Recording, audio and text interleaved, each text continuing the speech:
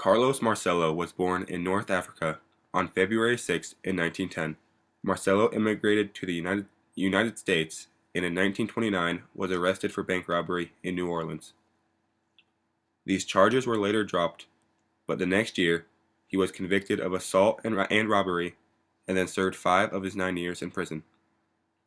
Then, in 1938, he was arrested again for selling more than 23 pounds of narcotics, only paying a $76,830 fine and spending 10 months in prison. After his release, he became associated with Frank Costello, a mafia leader in New York. Santos Trafficante was born in Florida on November 15th in 1914. With his father being a leading figure in the mafia, he was born into it.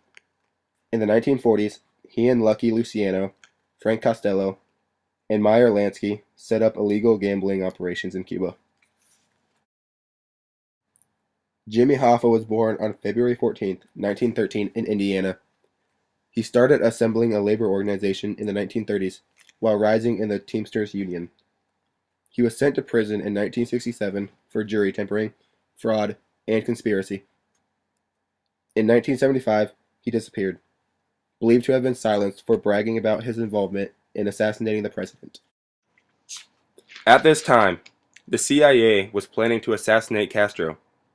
Because Russia was supporting Cuba, the world could not know about this plan, or there could be World War III. The Mafia was helping the CIA kill Castro. The Mafia hated Castro because he was shutting down casinos they were profiting off of. The Mafia believed the CIA would turn their backs to their crimes if they helped.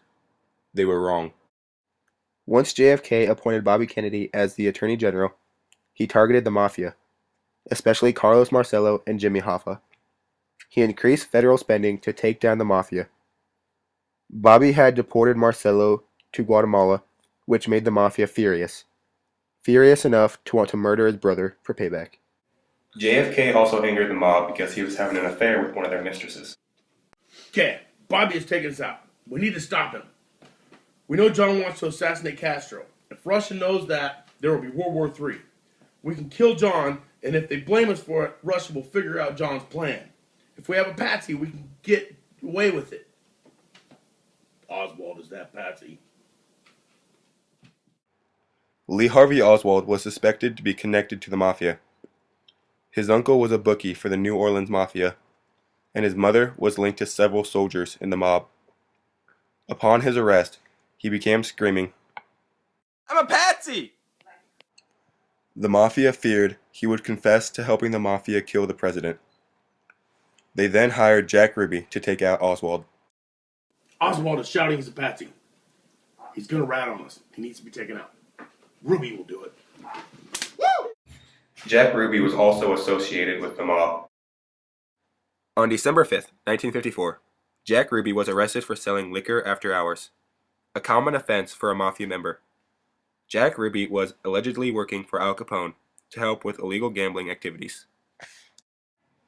Proof that the Mafia is guilty is that Carlos Marcello confesses to an FBI informant. I brought Lee into this plot. He was my man. He did what the hell I told him to do. Also, Jack Ruby owed me big.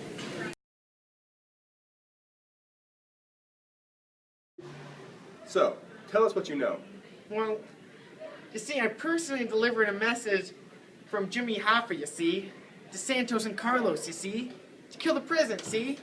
I thought it was a joke, but they didn't laugh. Their looks kind of scared me, you see? The president is waving to the crowd.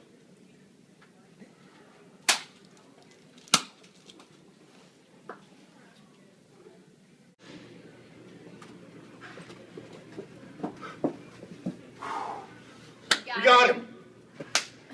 That's not fair. Oswald's telling everyone he's a patsy. He needs to be taken out. Ruby will do it. Woo! Lee Harvey Oswald was suspected to be Lee Harvey Oswald was suspected to be connected to the Mafia. His uncle was a bookie for the New Orleans Mafia. And his mother was. You can't be chewing while I'm doing a video. What is this crap? So you're gonna drink instead? You're kidding me right now.